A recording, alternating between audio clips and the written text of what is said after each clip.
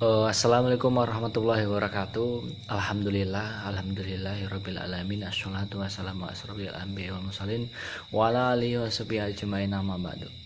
Salam sejahtera kepada teman-teman sekalian. Di sini saya ingin mempresentasikan hasil daripada diskusi kami daripada kelompok 1 yang beranggotakan Agus Munadi, Agus Setiawan, Agus Tam, Ahmad Fahrul Fikri, dan Ahmad Akil Muzazat. Jadi kami kelompok 1 ingin mempresentasikan hasil daripada diskusi kami, yaitu evaluasi kinerja. Baik teman-teman sekalian, evaluasi kinerja dalam menerapkan penilaian kinerja anggota atau karyawan mempunyai beberapa program yang harus dilakukan. Hal itu disebabkan evaluasi kinerja adalah suatu proses secara terus-menerus dan tidak bersifat kontemporer. Program tersebut antara lain sebagai berikut. Jadi di sini ada 2 teman-teman. Yang pertama, analisis pekerjaan. Jadi proses analisis ini dapat diawali dari analisis pejabat atau posisi. Dengan mengetahui posisi seseorang karyawan, maka akan lebih mudah menjelaskan jenis pekerjaannya, tanggung jawabnya yang dipukul, kondisi kerja, dan berbagai program dan aktivitas yang dilakukan.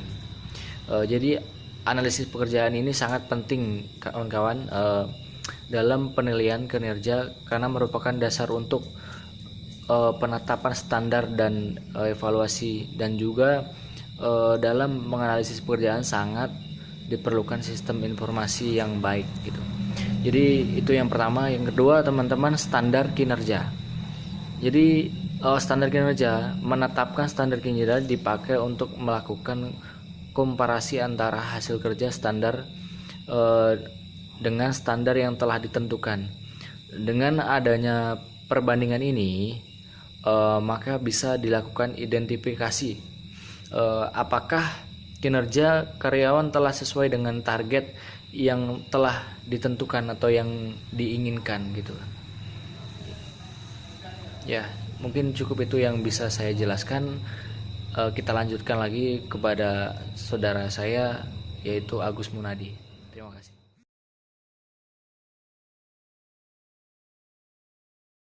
Wabarakatuh. Di sini saya akan menjelaskan faktor-faktor penting dalam keberhasilan program evaluasi kerja anggota atau karyawan. Nah, jadi ada beberapa poin yang perlu diperhatikan di sini. Poin yang pertama adalah gunakan data sebagai umpan balik dalam evaluasi kinerja anggota atau karyawan. Nah, dengan menggunakan data yang relevan dalam aspek kinerja, yang dalam hal ini contohnya waktu keterlambatan karyawan.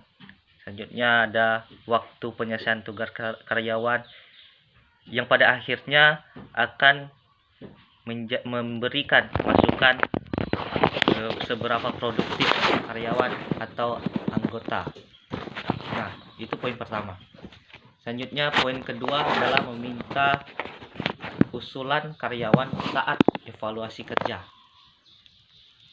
Nah, dengan ini meminta usulan atau opini kepada anggota atau karyawan yang menjadi indikator penilaian kinerja mereka, yang nantinya akan menjadi standarisasi saat survei terhadap anggota atau karyawan. Nah, itu poin kedua, meminta usulan. Nah, ada poin yang ketiga adalah tetapkan target. Tentu sebuah institusi, perusahaan, ataupun sebuah lembaga punya target masa depan terhadap perusahaan tersebut. Nah, target-target itu haruslah tepat, terukur, spesifik, dan dapat dicapai. Dengan target-target tersebut akan membantu menilai kinerja karyawan atau anggota. Nah, itu poin ketiga. Nah, dan ada poin keempat di sini, poin terakhir adalah pilih kata-kata yang tepat.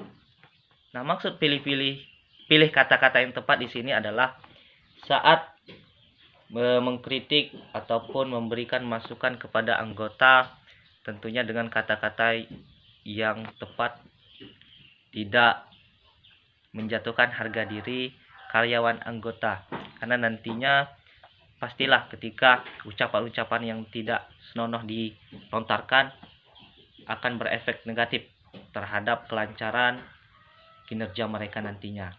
Baik, itu saja yang dapat saya jelaskan. Terima kasih.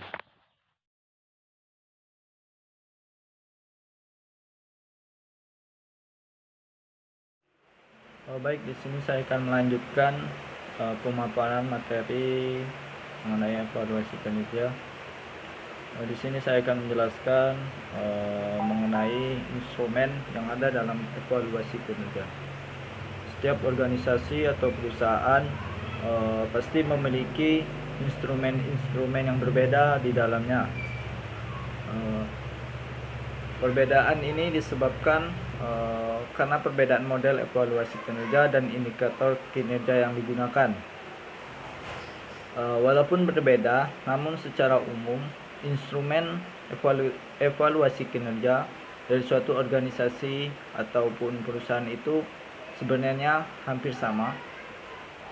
Dan berikut ini saya akan menyebutkan beberapa instrumen yang ada dalam evaluasi kinerja. Yang pertama yaitu nama organisasi atau perusahaan. Yang kedua, identifikasi karyawan atau anggota organisasi. Yang ketiga ada nama anggota atau karyawan, unit kerja, jabatan, dan pangkat. Yang keempat ada identifikasi penilai, nama penilai, jabatan, dan unit kerja. Selanjutnya nomor 5 ada masa periode penilaian. Yang keenam ada butir-butir indikator kerja. Yang ketujuh ada deskriptor level kerja. Yang kedelapan catatan penilai. Yang kesembilan ada tanggapan ternilai terhadap penilai. Dan yang terakhir ke-10 yaitu tanda tangan penilai dan ternilai. Selain itu dalam evaluasi kinerja terdapat 3 dimensi yang dimasukkan dalam penilaian kinerja. Yang pertama, tingkat kedisiplinan karyawan. Yang kedua yaitu ada tingkat kemampuan karyawan sebagai suatu bentuk pemenuhan kebutuhan organisasi atau perusahaan untuk memperoleh hasil penyelesaian tugas yang didapatkan. Yang ketiga ada perilaku inovatif dan spontan di luar persyaratan-persyaratan tugas formal. Selanjutnya ada aspek-aspek yang dinilai dalam evaluasi kinerja. Yang pertama itu ada kemampuan teknis. Di sini setiap anggota atau karyawan dari sebuah organisasi atau perusahaan harus mempunyai kemampuan-kemampuan yang ada dalam bidang yang mereka geluti, baik itu kemampuan teknis ataupun yang lainnya.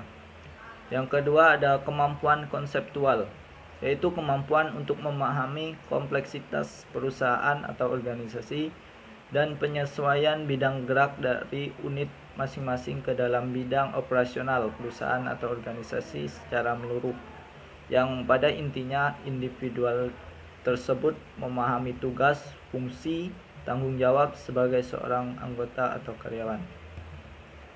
Dan yang terakhir yaitu kemampuan hubungan interpersonal. Di sini setiap anggota atau karyawan itu harus memiliki kemampuan untuk bekerja sama dengan karyawan atau anggota organisasi atau perusahaan yang lain, sehingga akan terjadi kerjasama tim yang baik. Selain itu, dalam hubungan interpersonal tersebut dibutuhkan motivasi dari karyawan atau anggota, sehingga akan menjadi semangat dalam melakukan aktivitas atau pekerjaan. Selanjutnya ada kemampuan hubungan interpersonal tersebut, ada yang dinamakan melakukan negosiasi. Jadi bukan hanya sebagai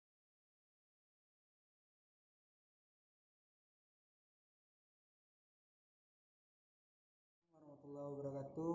Di sini saya selaku pemateri ingin menyampaikan materi yang dimana umpan balik. Ada 4 Pembahasan yang pertama, memiliki dasar yang akurat. Perusahaan bisa melancarkan umpan balik kinerja kepada seluruh karyawannya dengan menggunakan dasar akurat. Yang kedua, penyelesaian permasalahan. Tujuan utama dari umpan balik utama adalah penyelesaian terhadap segala masalah yang dialami karyawan ketika melaksanakan tugas pekerjaannya. Yang ketiga, umpan balik kinerja harus objektif dan jujur saat penyampaiannya. Saat menyampaikan umpan balik pada karyawan, maka harus diberikan dengan objektif dan jujur. Karena kalau umpan balik tidak diberikan secara objektif dan jujur, maka sangat sulit untuk mengubah kinerja karyawan lebih baik di kemudian hari. Yang keempat, selalu berorientasi untuk kemajuan di masa mendatang. Pelaksanaan umpan balik dan penyampaian hasilnya bertujuan dalam meningkatkan orientasi lebih baik di masa yang akan datang. Dalam memperbaiki kinerja ada beberapa hal yang harus dilakukan, antara lain 1. Monitoring dan penilaian kerja, 2. Analisis kerja, 3. Penyusunan rencana penelitian, penyusunan rencana perbaikan, 4. Pelaksanaan perbaikan, 5. Evaluasi. Dan berikut langkah-langkah yang harus dilakukan dalam perbaikan kinerja. Yang pertama, informasi karyawan. Yang kedua, tanggal yang relevan. Yang ketiga, keterangan kinerja. Yang keempat, deskripsikan kinerja yang diharapkan. Yang kelima, deskripsi kinerja aktual. Yang keenam, deskripsi konsekuensi. Yang ketujuh, rencana aksi. Saya sampaikan, kurang lebih saya mohon maaf. Saya akhiri. Assalamualaikum warahmatullahi wabarakatuh.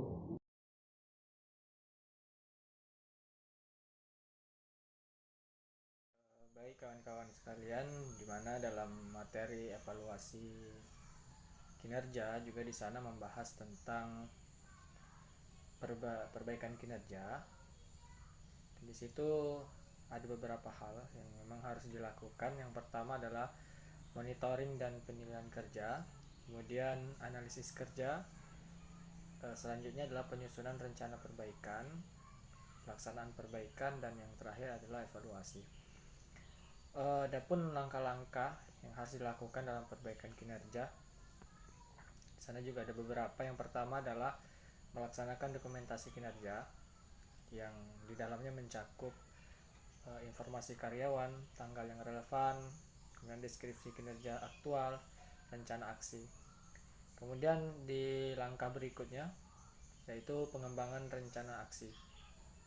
Jadi tujuan dalam pengembangan rencana aksi ini harus spesifik, terukur, dan juga akurat.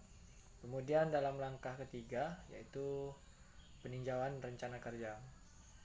Selanjutnya langkah keempat, di sana ada beberapa, yaitu pertama pertemuan dengan karyawan, kemudian kedua dimungkinkan merubah rencana aksi perbaikan kinerja setelah dapat masukan dan tanggapan karyawan.